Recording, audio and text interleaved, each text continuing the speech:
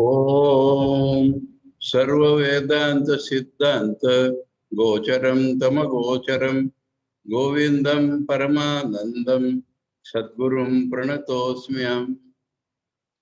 Today we have the last class on Viveka Chudamani. And last time we read up to Shloka 551. And the context is that the Shishya has realized and he has expressed his realization, and the Guru is telling about the future of his life, the external future, and it will take us right up to the fall of the body of the Brahmajna. Normally we call it death. There is no death for the Brahmajna, but the fall of the body is a glorious affair for Brahmajna. That also will be described.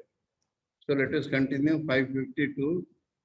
Naivendriyani Vishayeshu Niyumta Esha Naivapayukta Upadarshana Lakshanasa Naiva Kriyaphalamapi Ishadavekshate Sa Swananda Sandra Rasapana Sumatta Chitta.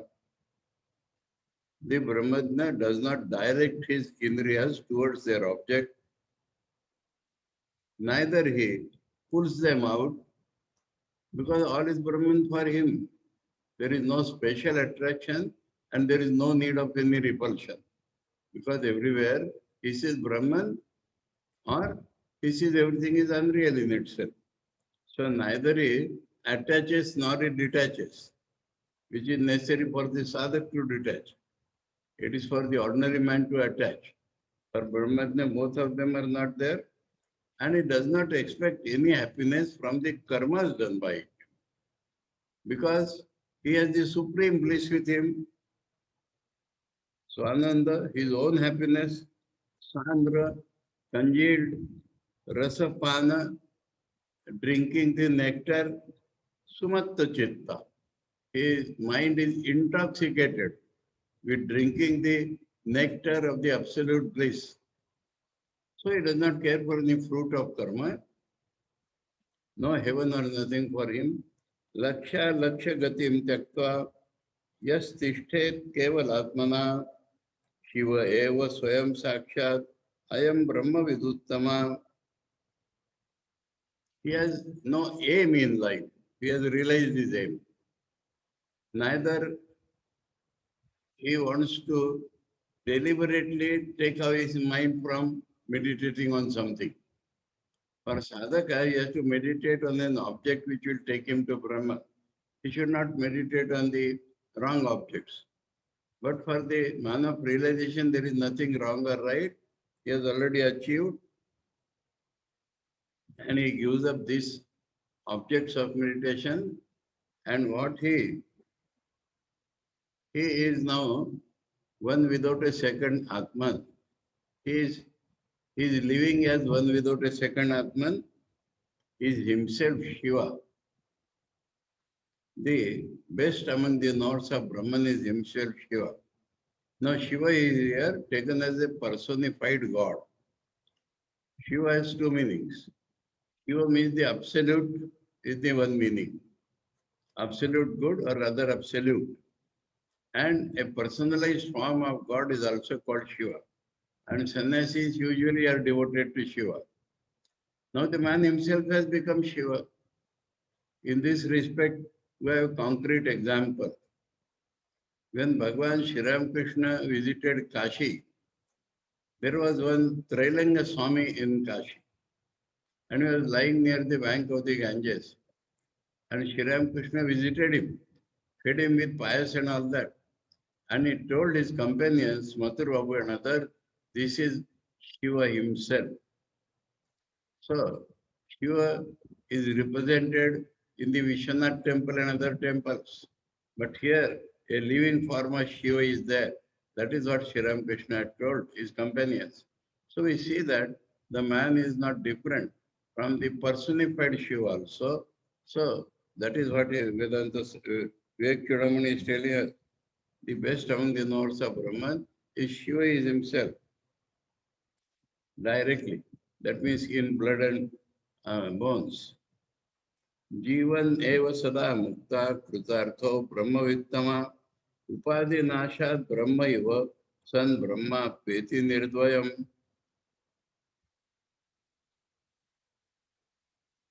Now we are coming to the giving up of the body of the Brahman, and a glorious description follows. The Guru is telling the Shishya about it. And the lesson is that you need not care what happens to your body. And the lesson is for us, the glory of the passing away of the Brahmatma. So he says, while living itself, he was Mukta. He had achieved the goal of life.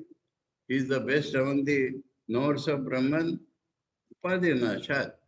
This body, etc., were only upadhis for him, were not real for him, were only the appearance of reality for him. And they are destroyed. And what happens after that destruction? Brahmapeti nirdvayam. The nirdvayam or advayam, one without a second reality, without the division of subject and object, that Brahman alone he reaches. Brahman he has reached already, but he appears to live in the body. And when the body is dropped, what is? He is Brahman himself. शैलुषो वेश सद्भाव अभाव योश्च यथा पुमान तथैव ब्रह्म विश्रेष्ठा सदा ब्रह्म इव नापरा. The Shrestha Brahma, this word is being repeated again and again because intellectually some people know Brahma, some people are Brahma Nishtha. So he is the supreme man of realization, not a Nididasa Nashir, not a Jnana Nishtha, but the Jnani actual. That is being told again and again that all this applies to the Jnani, not to the Brahmanishta or to the only intellectually understanding Brahman. Now there is an actor. Now the actor puts on some dress for acting and he has his another dress. So which dress he puts, the actor does not change by that dress which he puts. Similarly, the Supreme Brahman, Brahma knower is always Brahman. He is never different from Brahman. In whatever form he lives, whether he lives or passes away, he is always Brahman. Yatra kapi vishiranam sat parnamiva tarorvapupatat brahmabhutasya yate prageva tat chidagninadaktam. Now there is a tree and the leaf dried falls somewhere. Is it a concern of the tree where the leaf after being separated from the tree because it has become dry, it falls somewhere that does not affect the tree at all. So the sannyasi who has already become Brahman, his body is already burnt by knowledge. That means there is no body consciousness in him now, burnt by knowledge. So actual body where it falls, he is absolutely unconcerned about it. That is the lesson being told. सदात्मनि ब्रह्मणि तिष्ठतो मुने पूर्णद्वयानन्दमयात्मना सदा न देशकालादि उचित प्रतीक्षा त्वं मास पिंड विसर्जनाय. When the Muni is living as real Atman, which is Brahman, which is perfect, infinite, which is one without a second bliss, in that way he is always living.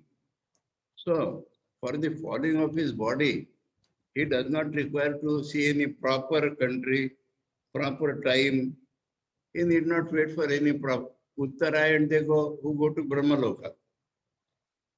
And they have to die in Kashi to become Mukta, ordinary people.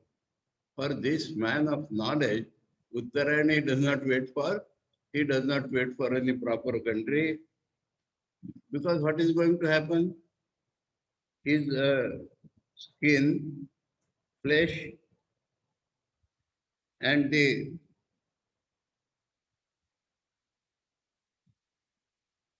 excreta, which is inside the body, and a mass of that is called the body. A mass of flesh, skin, and the excreta, where it falls, how he is concerned.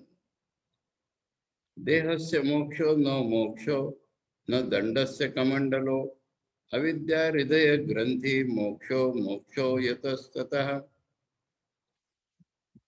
If a man gives up his danda and kamandalu, that is not his moksha. Similarly, getting released from the body is not moksha. An important lesson is there. There are many people who believe that man is never released unless he dies. That is wrong. If you are not achieved Brahmajnana in this life, death will not automatically give you Brahmajnana. Death is not going to add anything to you. What you have earned during the life, that remains with you. If you have earned Aham Brahmasmi, only you are going to Brahmaloka. In this life itself, you have gone there. And after death, you will go there. If you have become Mukta, Mukta you will remain. So, like Danda Kamandalu giving up is not Mukti. Similarly, falling of the body is not Mukti. Avidya Hridaya Granthi. In the heart, there was a knot called wrong knowledge. That has been released. That is moksha. Because getting released from the knot of wrong knowledge in the heart is moksha. Therefore, giving up the body is not moksha, just like Danda Kamandalu. Kulyayam atha nadyam va shiva kshetre pichatvare paranam patati chetena taro kimnu shubha shubham. Again, the example of the tree and the leaf is brought in a stream, in a river, or in a Shiva's place, or a square of the road. Where the leaf falls, how the tree has any auspicious or unauspicious in that? Because it has already separated. पत्रस्य पुष्पस्य फलस्य नाशवत् देहेन्द्रिय प्राणधियां विनाशः नैवात्मना स्वस्य सदात्मकस्य आनन्दाकृतेर् वृक्षवदस्ति चैषः. So, a leaf of the tree falls, the flower falls, the fruit falls, they become destroyed, and that does not affect the tree at all. Similarly, the deha falls, the indriyas go away, the prana goes, the buddhi in the body goes. So that does not disturb the Atman, the real self of the man of knowledge, who is already identified with Brahman, Sat, and he is of the nature of bliss only now. Bliss is made of bliss, Ananda Kruti. So, like the tree, this is his example that anything may fall, he is immersed in bliss of his own self. Pragyana Ghana Ityatma Lakshanam Satya Suchakam Anudyopadika Seva Katayanti Vinashanam. So, the scriptures now it is, and said the scriptures indicate the nature of the Atman as Prajnana Ghana, congealed consciousness. And that which is upadhi, that which is not real nature, but is adjunct, that the destruction of that is destroyed in the scriptures because the self is never destroyed. The man of realization is never destroyed. What is destroyed is the body, etc., which are just temporary adjunct with him. That is how the scriptures have to be understood about the falling of the body of the Brahmatma. Avinashi va areyam atmeti shrutiratmana brahviti avinashitvam vinashatsu vikareshu. So the Brihadaranyaka Upanishad, Yajnavalkya is telling Maitreyi that this Atman is absolutely indestructible. That is what the Vedas are telling about Atman. They are telling about the indestructibility of the Atman in comparison to the body, etc., which are destroyed. So while the body is being destroyed, mind is being destroyed, the Atman is not being destroyed. So amongst the ruin of the body, etc., he is undestroyed. That is what Brihadaranyaka has taught us.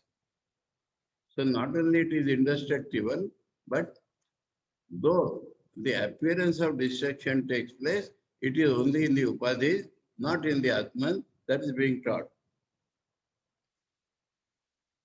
पाषाण वृक्ष तृण धान्य कड़ंकराद्या दग्धा भवन्ति मृदेव यथा तथैव देहेन्द्रियासु मन आदि समस्त Drishyam ज्ञानादिदग्धमुपयाति परात्म भावम. Now the clay is taken, for example, and clay has different forms. A stone is nothing but clay. The tree is nothing but earth. The grass is nothing but coming from earth. Grains are nothing but coming from earth. The small stones are nothing but coming from earth, or the husk on the grains. Now suppose they get burned, they become earth only. Similarly, body, indriyas, mind, all these which are seen, when they are burned by knowledge, what happens to them? They go back to Brahman. They all, when they are burned by knowledge, they go back to Brahman.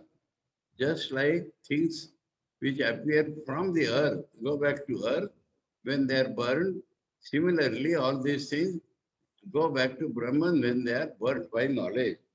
Vilakshanam yatha dvantam liyate bhanu tejasi tathaiva sakalam drishyam brahmani praviliyate. A brilliant example. Darkness has different characteristics than sun. When the sun rises, what happens to the darkness? Where does it go? It goes in the sun. It vanishes. Unreal vanishes in the real. Darkness vanishes in the light.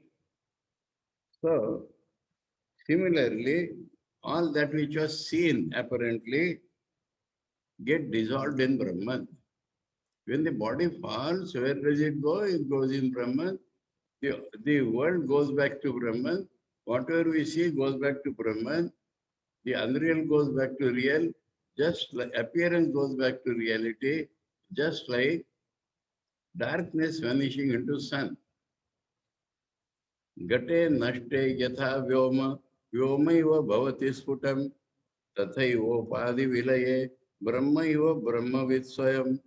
So the so-called death is being described is very different in Brahmajna. A jar is broken. Now there was space in the jar. What happens to this space? It was already space. So jar is broken does not affect the space. So the body is destroyed does not affect the consciousness of the man of realization. Very clear that the space becomes space. Space remains as space when the jar is broken. Similarly, the upadhi, the apparent reality is being dissolved. So the man of knowledge is always Brahman, whether the apparent reality falls or stays. Kiram kire yatha kipram tailam tele jalem jale sanyuktam ekatam yati tathatmani atmavinmuni.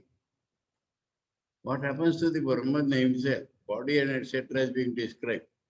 What happens to the Brahmajna? Just like milk being put in milk, oil being put in oil, water being put in water. So as soon as it becomes united, it becomes one with that. We can't find any difference. So that is what happens to the Atmajna. That he is already Brahman, is as pure as that, he gets dissolved in Brahman. Evam videha kaivalyam sannatra tvam akhanditam brahma bhavam prapadesha yatirna vartate puna. This is called videha kaivalya. Up till now, what was there was Jivan Mukti. So the name has changed. As soon as he attains Nirvikal Samadhi and full knowledge, he is, and yet he is in the body we see, so he is called Jivan Mukta. Now the body falls, he is called Videha Mukta. So the term only changes because he is without the body now. That is what happened. Sanmatratvam akhanditam. Always it was only Sat Brahma, unbroken, gapless, partless. So this is what happened to the sannyasi now. So why will he come back? How will he come back? Who is there to come back? He is Brahman only. So that Yati does not come back again. Having attained Brahman, he does not come back again. Sadatmaikatva vijnana dagdha vidyadi varshmana amushya brahma bhutatvat brahmana kuta udbhava.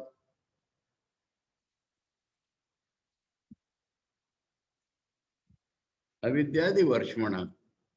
Wrong knowledge generated the body and other things as covering for him, but he has been realized, experienced the oneness of the Atman always, and he has become Brahman. So how can Brahman be born again? So that man does not get born again because there is no man now, it is Brahman only.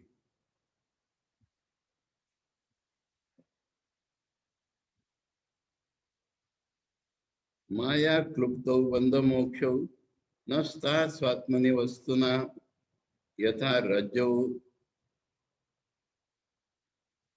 nishkayayam sarpa bhasa vinirgamau. Now, he has described the destruction of the body. Now he says this bandhan and moksha itself was appearance due to wrong knowledge. In the reality, there is neither bandhan nor moksha. Rope is itself its nature. The snake was appearance only. And appearance goes away. Appearance comes and goes away. Nothing happens to the rope. So this bandhan and moksha are only wrongly conceived. They are never real. Avrute sadasattvabhyam vaktavye bandhamokshane navrutir brahmana kachit anya bhavat anavrutam yad yasti advaita hani syat dvaitam no sahate shrutihi.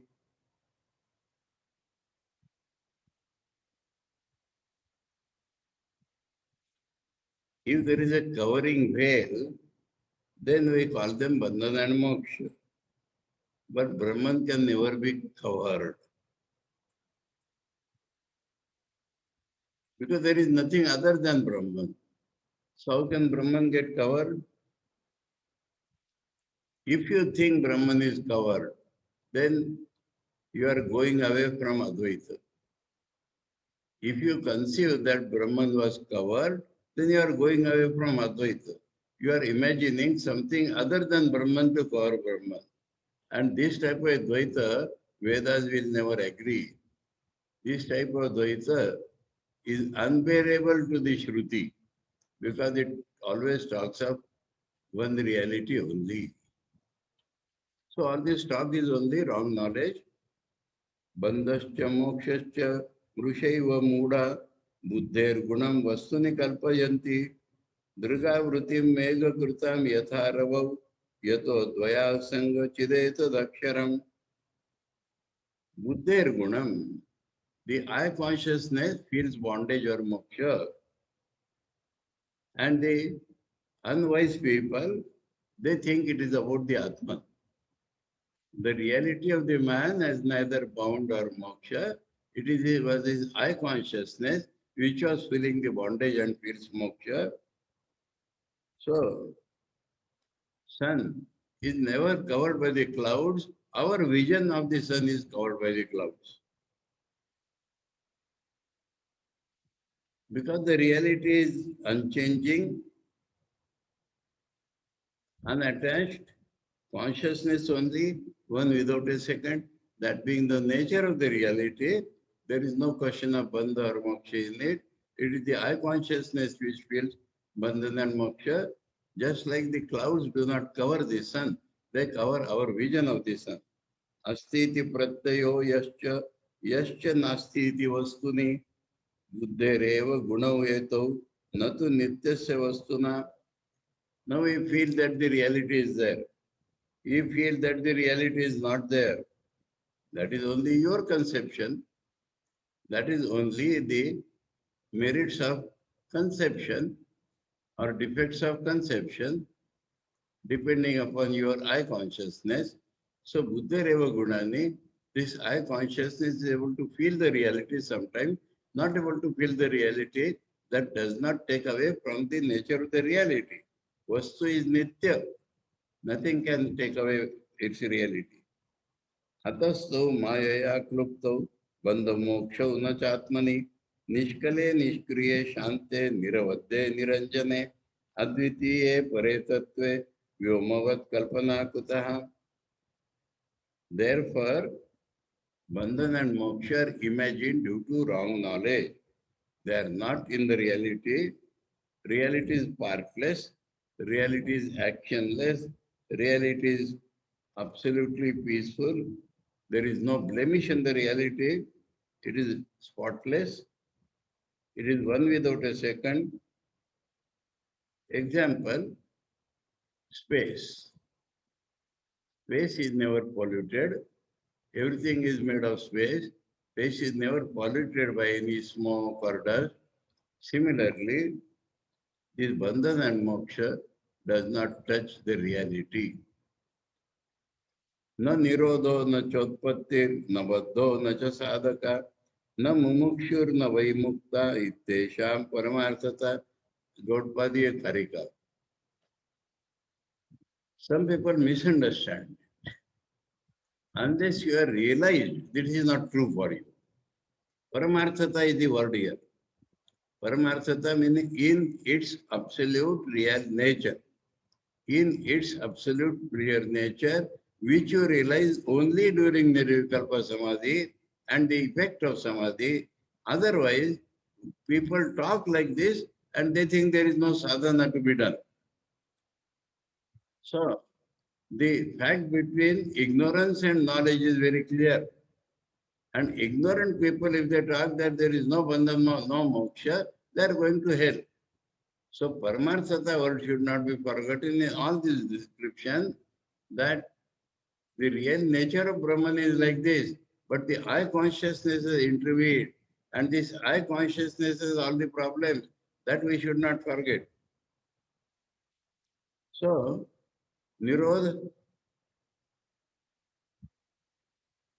creation, Utpatti, Nirodha is Pralaya, Utpatti is creation, you are bound, you are sadhak or mumukshu, there is difference. Mumuksha is the desire for liberation. And this man with desire for liberation, when he struggles, then he is called a sadhak. Because otherwise the desire is dormant in many people. So, though the note here says that there is no difference, there is definitely difference. Sri Krishna always talks of Mumukshu and Sadhak and Siddha. So, this desire may be there, but you are not acting up to that desire. So, one who struggles with that desire is called Sadhak. And Mukta, that means apparently there is desire. But when you think of the absolute nature, there is no difference. When you think of the absolute nature, then neither destruction or creation outside, neither in man, but the Mukshu Sadhak is there, Mukta is there. So that is only about the nature of the absolute reality, which is realized in Nirvikala Samadhi and as an effect of Nirvikala Samadhi. Otherwise, to talk like this is of no use. There is a confusion in some people.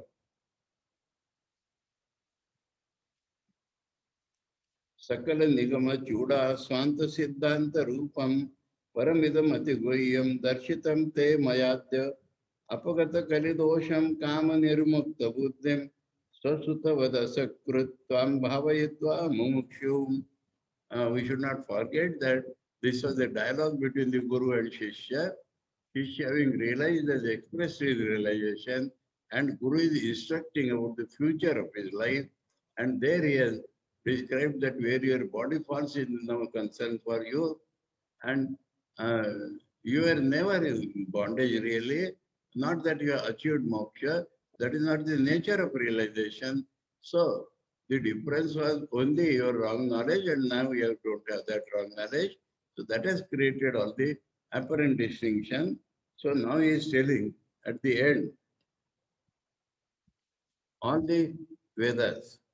Now let me explain these words a little. Some people ask, what is Agama and what is Nigama? Agama means that which has come traditionally. Nigama means that which is conclusive. Now Vedantis will apply this to Vedanta. The Tantrikas call their Shastras as Agama and Nigambo. So you cannot equate Agama is equal to this, Nigama is equal to this. Agama, the meaning of Agama is that tradition received knowledge. Nigama means the conclusive knowledge. And the Vedantis will always refer to the Vedas or the Vedanta about it. While the Tantrikas think of Tantra Shastras as Agama and Nigama. So anybody may consider his Shastra, but the meaning of the Agam is traditionally come and Nigam means conclusion. So Sakala Nigama Chudanta. Nigama here is Vedas, Nigama Chudanta is Vedanta.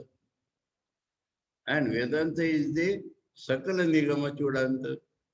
That means the culmination of the Vedic knowledge everywhere. Chuda Swanta Siddhanta Rupam. Inside that Vedanta, there are the sentences declaring the truth. That is called Siddhanta. So a lot of arguments and teachings are there, and then the conclusive principles are being told. That is called the Vedanta Siddhanta. And in the beginning, I had seen that it is the Vedanta Siddhanta which reveals Brahman. So, Paramidam Ati Guhyam, this Guru is telling about the knowledge which he has imparted to the Shishya. It is extremely secret. Secret is not like secret society. Secret means very deep. You have to enter your personality very deep. Then only you get this knowledge. So the Guru is telling that this extremely, supremely deep knowledge I have today shown to you. Darshitam me mayadya. It is not only speaking, Guru has helped the Shishya to realize it. So he says, Darshitam me tayadya. Should I have shown it to you? Apagata kalidosha. That has removed all the faults which were in your personality due to this Kali Yuga. And your mind has become free from all the desires. That is the result he has declared. No doshas like the Kali Yuga, and mind become free from all desires. I took it you as my own child. When you came to me, I felt you are my child. That is the relation between Guru and disciple. And so, Asakrut, repeatedly I gave you this knowledge. You asked me several questions, I replied to all of them, and in so many forms, I gave you this knowledge. Because I knew you are a mumukshu. Because why I give you the knowledge? Not because you paid me some money. Why I give you the knowledge? Because I saw that you desire for moksha. You desire for moksha, so I gave you this knowledge, thinking that you are my son, you are my child. So, love, identity, identical love is the only channel through which the knowledge goes from Guru to Shishya, just like father to son.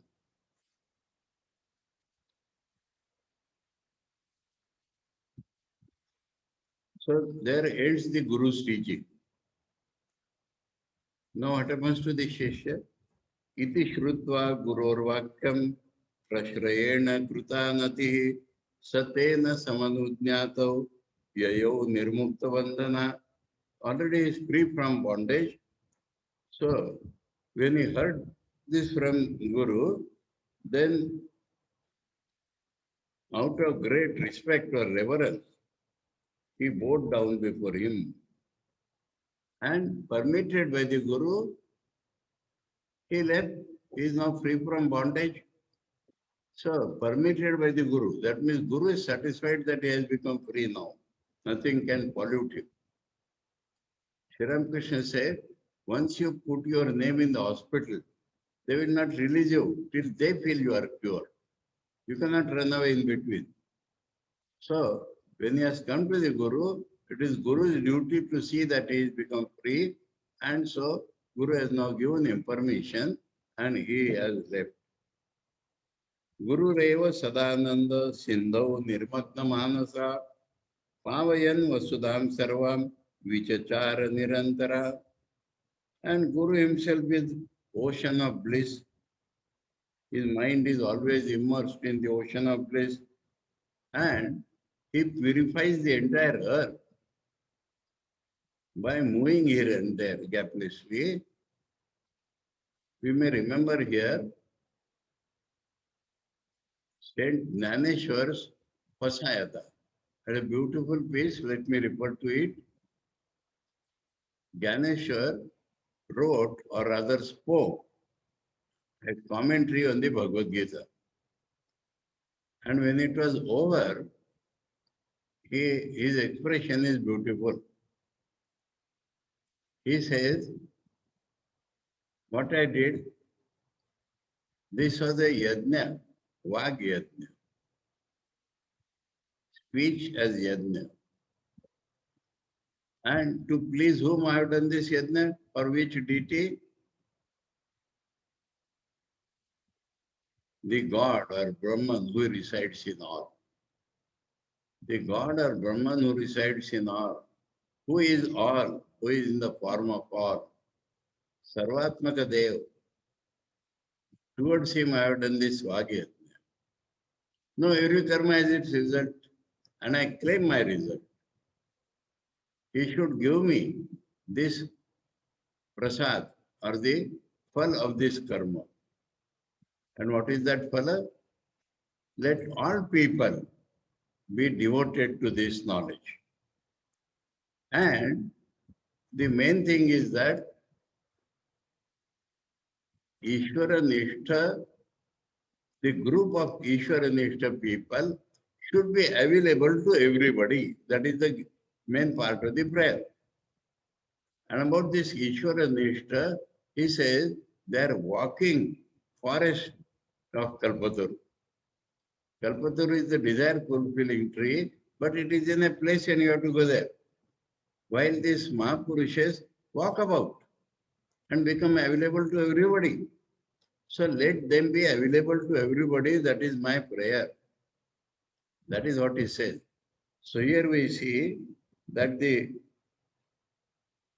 Guru purifies the entire universe, and like that he walks here and there. Vichachara Nirantara. He went about walking everywhere without any gap because he is purifying the entire world. Now, that was the form in which Vyakhyudamini was given by Shankaracharya. So he says, Ityacharyasya Shishyasya Samvadena Atmalakshanam Nirupitam Mumukshunam Sukha Bodhopapattaye. Not only the Guru gave to the Shishya because of his Mumuksha, but Shankar says, what I have given is only for the Mumukshus. If you have no desire for liberation, what is this knowledge for you? But those who are desire of realization, for them, the real knowledge should be easily comprehensible. That is why I composed this. Sukha Bodh. Sukha means easily comprehensible. Bodha Upapattaye. So the assimilation, easily assimilation of this real consciousness for those who are desirous of liberation are given. Hitamidam upadesham adriyant, hitamidam upadesham adriyantam, vita nirasta samasta chitta dosha, bhavasukha virata prashanta chitta, shruti rasika yatayo mumukshavo ye. Which mumukshu? Which type of mumukshu? I have given this lovingly, this helpful upadesha. And if you have love and respect towards this, then, and if you follow that, all the demerits of your mind will completely go away. And if you are already given up or dislike the so-called pleasures of the world, because of that you have become tranquil in your mind, and so you love the scriptures. For such mumukshus I have given. The mumukshus who are bhavasukha virata, prashanta chitta, they are detached to the ordinary pleasures, they have become tranquil and they like the teaching of the scriptures.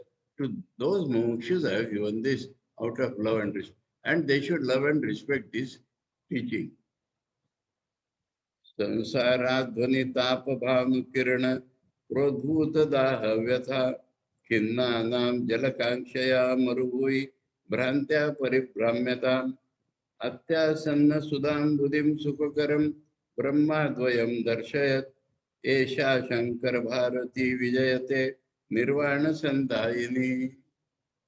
Now this declaration by Shankaracharya himself, he calls this Shankara Bharati. Bharati here is speech. Shankaracharya's speech. For whom? Now this forest of Sansara and the sun is scorching them and they are burning out of that scorching in this world, and they have become tired and depressed. They want water only. And for searching for water, they are moving in the desert because water appears there. Endlessly they are moving there. But very near to them, the flow of water is there. Near to them is, it is within their personality that the knowledge exists. So very, very near to them, the water is there and they are moving in the desert. And this water is not only pleasant, it talks about the one without a second Brahman. That I have shown. I have shown the water which lies near you, which lies within you. And so this speech of the Shankaracharya is bestowing nirvana for anybody who cares for it, and so it is always victorious. Thus we come to the end of the great teaching of Viveka Chudamani in exactly 40 classes, Maharaj. Maharaj, you take over now and make some concluding remarks and declaration about the next Vedanta Sar class. The mantra, including mantra. After that, okay, I'll. Om Sarva Vedanta Siddhanta Gocharam Tamagocharam Govindam Paramanandam Sadgurum Pranatosmiham. Om Shanti Shanti Shanti. Hari Om Tat Sat. Shri Ramakrishna Arpanamastu. Pranam Swamiji. So in that Sadguru Parampara of Shankaracharya, Swami Pitambaranandaji has come in that Parampara of Shankaracharya, all of us, in the Parampara of Bhagavan Bhashyakara Sri Shankaracharya, and such a simple language, so poetic and so sweet, and in a very simple language he has been able to explain this text. So we went through yoga, jnana, bhakti. Now Revered Swami Pitambaranandaji will be taking up a simple text called Vedanta Sara. This by Sadananda Yatindra. So Sadananda Swamiji has succinctly described Vedanta. It's called Vedanta Sara, the essence of Vedanta. It is an important textbook for all the beginners of Vedanta. The Ramakrishna Mutt, the training center for brahmacharis, there's also a textbook.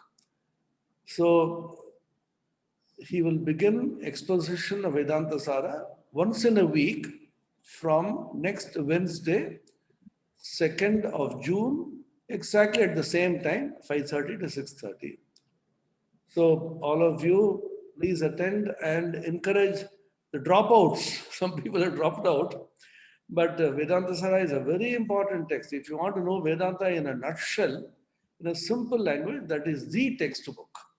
And Pitambarandaji has been teaching it, and then he is an excellent expositor, as we have seen. So please attend this. So our Shashtanga pranams. Maharaj, you tell it will be only on Wednesday. That it will be only on Wednesday, please tell. Wednesday, only on Wednesday, 5:30 to 6:30, Maharaj will take the Vedanta Sara textbook. Swami Nikhilanandaji has an excellent translation in English, and it is translated in Hindi and Marathi and many other languages. So you please come with the textbook and attend this class. And our Shashtanga pranams, gratitude to Maharaj. Now some concluding remarks by way of Vedantic blessings from Swami Pitambarandaji Maharaj. Please, Maharaj. So we close now. Thank you very much, Maharaj. Maharaj, you may give some concluding Vedantic blessings. Today, I should say something. Just a few words about Vedanta, importance of... Okay, let me conclude. We have some time. Now, Vedas means knowledge. But all knowledge is not Vedas. Swami Vivekananda is nicely described. There is a knowledge available to the 5 senses of the ordinary man. And by logic built upon that, there is a lot of knowledge. That is called physical sciences. And in Vedanta or Vedas, we do not expect that science. That is not called knowledge according to Vedas. But there are subtle matters. There are matters which 5 senses cannot reveal. For example, in the science, they talk of electrons and protons. They never propose any method to see them. But Vedanta starts by telling us that within this body, not only there is energy, but there is mind. And inside that mind, there is this I consciousness. And inside that I consciousness is the bliss. And at the base of the bliss, there is Brahman. So this I consciousness has to retreat, because this I consciousness has generated this wrong knowledge that I am this body. And I am the energy behind the body, or I am the mind. So the I consciousness retreats. That retreat is called renunciation. So it retreats, goes inside. Now, going inside is not like the introvert people, and they are brooding. Inside and inside and inside, till it reaches the absolute reality. So, Vedas are the Sukshma Jnana, basically Devata Jnana called Sangitas. And when this Devata Jnana reaches its culmination, they are not different Devatas. They are the appearances of one reality. One reality, one consciousness. Now there the jump takes place. If the Devatas are many, I am a Jiva, they are Samashti Devatas, I am Vyashti, I appeal to them to give me this or that, from that the Karma Kanda is born. But when I don't have so much selfishness, I miss any sadhak, and so this praise of the goddess, which is in Sangita, elevates his consciousness. And this elevation of the consciousness reveals that there is only one consciousness. Now there 2 things take place. One is that if a God is there, I am there. If one consciousness is there, I am not separate. That is one thing happens. Secondly, if consciousness alone is true, there is nothing called jada or matter. The appearance of jada or matter, what is that? Brahman appears through names and forms. We are not aware of our own Chaitanya, we are not aware of the Chaitanya outside. So we are aware only of names and forms. That is called jada. According to Vedanta, jada does not exist. What we call jada is, by not being able to experience the consciousness which is flooding everywhere, we are seeing only the names and forms. That is called jada. So this jump takes place that I am not separate, the world is not separate, the reality is one without a second. That is called Vedanta. And this Vedanta is never an intellectual science. Vedanta is always has been experiential science. All the Indian philosophies are called critic of experience. They don't assume that the world is object and they don't get busy in analyzing the object which the science does. But they take the experience of man. I experience the world. And they analyze this experience and tell us that these three things which are coming, I, world, and experiencing, they are only apparent. Actually, one consciousness only appears as these three. That is Vedanta. So, this is what Shankar led us to gradually. Through various examples, this is proved. Now, as Maharaj told about the tradition, I must speak a little personal. My Guru, revered Swami Bhaskareshwaranandaji, learned his Vedanta from three people, I will say. Holy Mother, Mahapurush Maharaj, and Turiyananda Swami. And from him and one of his chief disciples, Shiva Tattvananda, I received whatever knowledge I have. And I call him my Guru because he opened my eyes. Shiksha Guru, Diksha Guru, I do not talk like that. He opened my eyes, and so Adnyana Timira Andasya Gyananjana Shalakaya Chakshurunmilitam Yena Tasmai Shri Gurave Nama. So that is called traditional knowledge. Some people claim, I went to a conference, Shankaret's conference, and they were telling, we have received knowledge traditionally. We have received knowledge traditionally. And their traditions are broken always. But this is the tradition. Sri Krishna assimilated. He was incarnation of God himself. So assimilated all the currents which were at that time. And he generated Shishyas. He gave full knowledge to all his Shishyas, comprehensive knowledge. And from them, my Guruji received. And I know, I don't say I believe, I know he was a Nirvikalpa Samadhiman Brahmajna Purush with the help of Turiyanandaji in Kashi. And so he gracefully imparted the knowledge when his eyes, etc., were very bad. His disciple Shivatatananda was taking when I joined Nagpur. But in spite of his diabetes, in spite of his eyes, he started classes for me again. Such grace.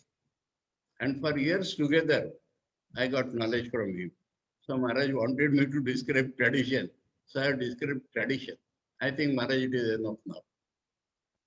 Thank you so much. So I told you what is Vedanta, how Vedanta flows through experience of Gurus, and how through the experience of the Gurus, I have received this knowledge. So now, what I wanted was, in Vedchudamani and many scriptures, the knowledge lies scattered, like a systematic, precise recapitulation of what we have learned up till now comes through Vedanta Sar. And that is why I wish to continue Vedanta Sar, and it will be only on Wednesdays from next time. Om Shanti Shanti Shanti.